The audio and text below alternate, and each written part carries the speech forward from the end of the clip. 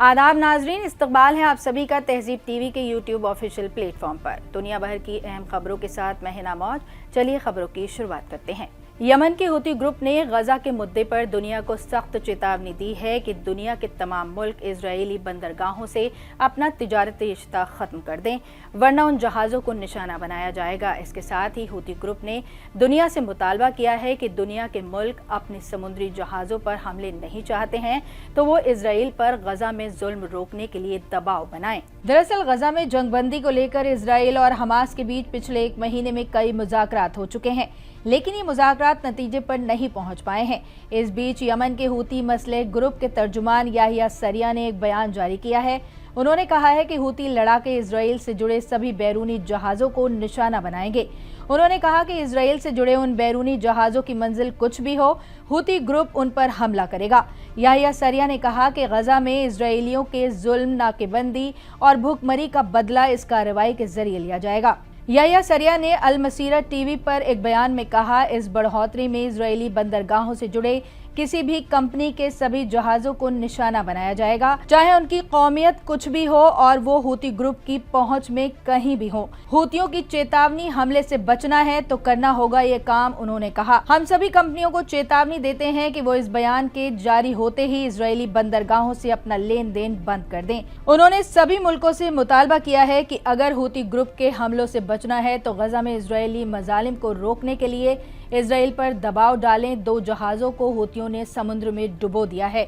गौरतलब है कि इस महीने की शुरुआत में हूतियों ने लाल सागर में 2 तिजारती जहाज़ों मैजिक सीज और इंटरनिटी सी पर हमला किया और उन्हें डुबो दिया। 2024 में हूती ग्रुप ने 4 जहाज़ों पर हमला करके उन्हें डुबो दिया था। ताहम इसे धमकी समझकर नजरअंदाज करना भारी पड़ सकता है और इसका नुकसान भरपाई के लायक नहीं होगा। पहलगाम दहशतगर्द हमले के बाद FATF ने पाकिस्तान को जकड़ना शुरू कर दिया है और TRF को दहशतगर्द तंजीम डिक्लेयर करने से पाकिस्तान काफ़ी डरा हुआ है। अमेरिका के प्रति एक बार फिर से अपनी वफादारी साबित करने के लिए पाकिस्तान ने अमेरिकी central command chief general Michael Kurilla को अपने मुल्क के आला एजाज निशाने इम्तियाज से नवाजा है। अमरीकी जनरल को ये एजाज पाकिस्तान के सदर आसिफ अली जरदारी ने दिया।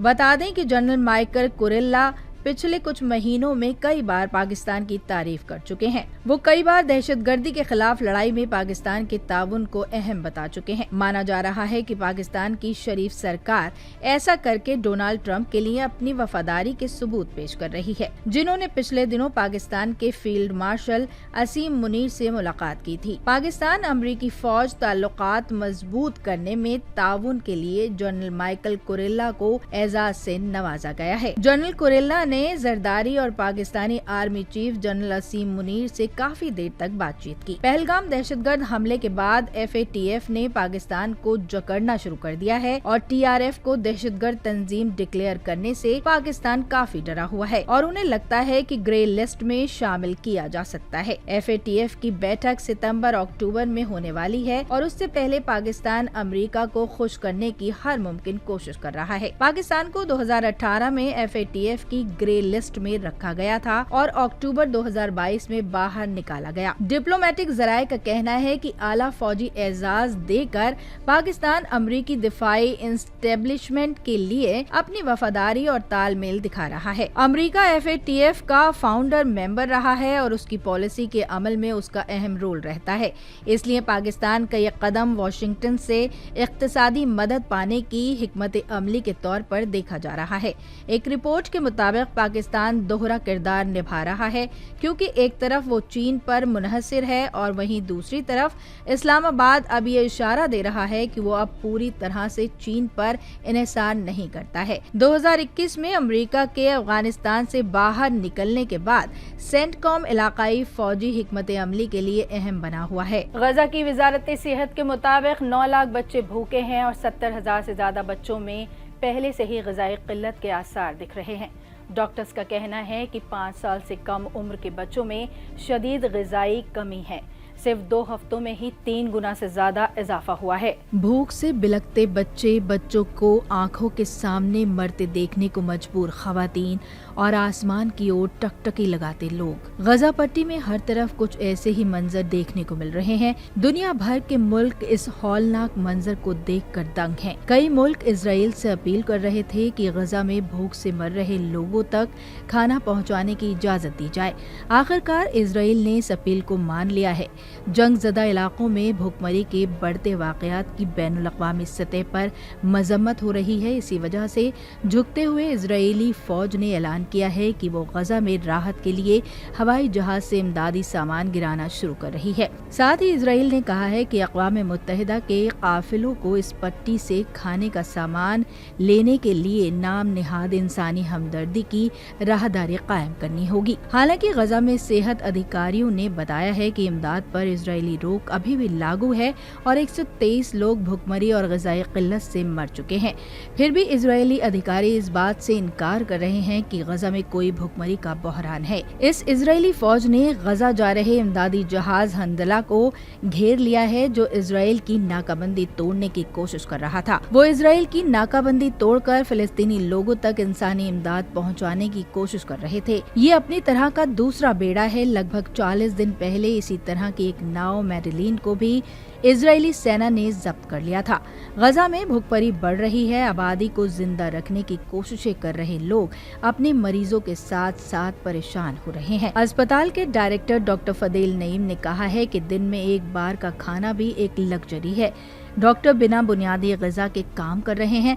अस्पताल की रसोई में सामान खत्म हो गया है, जो कभी काम करने वाले लोगों का सहारा हुआ करता था। वो सहारा बंद हो गया है। सादा चावल का एक कटोरा 2 लोगों के लिए दिन भर का खाना बन गया है। मदद की कमी और तनख्वाह न मिलने की वजह से अब मेडिकल प्रोफेशनल भी राशन के लिए कतार में खड़े हैं।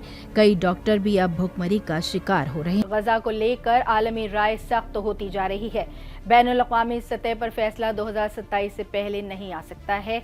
ICJ के माहिरीन ने कहा है कि इस बात पर फैसला 2027 के आखिर से पहले आने की उम्मीद कम से कम है कि इजराइल गजा में नस्ल कुशी कर रहा है या नहीं। साथ ही चेतावनी दी है कि आलमी बरादरी को अदालत की धीमी कार्यवाही का इस्तेमाल नस्ल कुशी रोकने के लिए कार्रवाई टालने के बहाने के तौर पर नहीं करना चाहिए। इजराइल ने जनूबी अफ्रीका में नस्ल कुशी के इल्जामात की तरदीद की है। ताहम अदालत ने उसके वकीलों को 6 महीने की तौसी दी है। 17 जजेस के पैनल ने इजराइल के इस अपील को कबूल कर लिया है और उसे अपना मामला तैयार करने के लिए मुख्तस 9 महीनों से ज्यादा की जरूरत को महसूस करते हुए उसे वक्त दिया है, क्योंकि उन्होंने दावा किया है कि जनूबी अफ्रीका की अर्जी में सबूत संबंधी मुद्दों का मतलब है कि मामले का दायरा गैर वाज़ेह बना हुआ है। जनूबी अफ्रीकी कानूनी टीम ने जवाब देते हुए इसकी मजम्मत की है। इजरायली वकीलों के जरिए दी गई कोई भी दलील देरी की कोई सही वजह नहीं थी और गजा में इंसानी हंगामी सूरत हाल को देखते हुए मामले को लंबा खींचना सही नहीं था।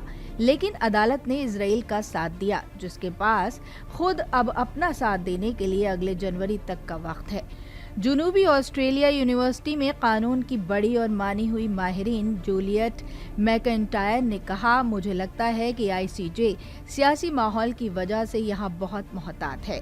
वो इजराइल के तरीक़ाकार की खिलाफ वर्जी करने और उन्हें जवाब देने का पूरा मौका दिए बिना ये मानने का इल्जाम नहीं लगाना चाहते हैं कि इजराइल ने नस्ल कुशी की है। अगली जनवरी में इजराइल के जरिए अपना बचाव करने के बाद आमतौर पर सभी फरीक को एक दूसरे की बहस और नए वाकयात को गलत ठहराने के लिए बहस का एक और दौर तैयार करने का वक्त दिया जाएगा। चीन के तिब्बत में ब्रह्मपुत्र नदी पर एक बहुत बड़ा हाइड्रो इलेक्ट्रिक प्रोजेक्ट शुरू करने के अकेले भारत ही नहीं, भूटान, म्यांमार और बांग्लादेश के लिए भी खतरा पैदा हो सकता है।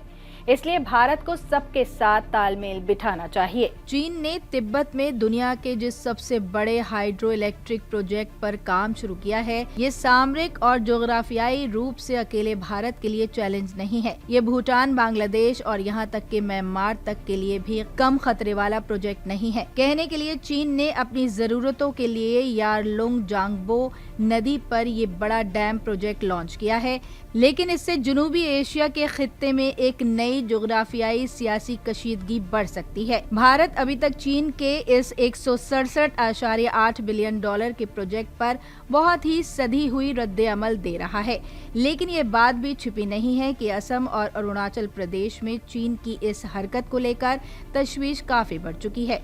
इन हालात में सवाल उठता है कि भारत के पास तौसीब पसंद चीन के मंसूबे से उभरने का क्या हल है। चीन का ब्रह्मपुत्र प्रोजेक्ट 3 गॉर्जेस डैम से भी 3 गुना बड़ा है। इससे 60,000 मेगावाट बिजली पैदा करने की तैयारी है।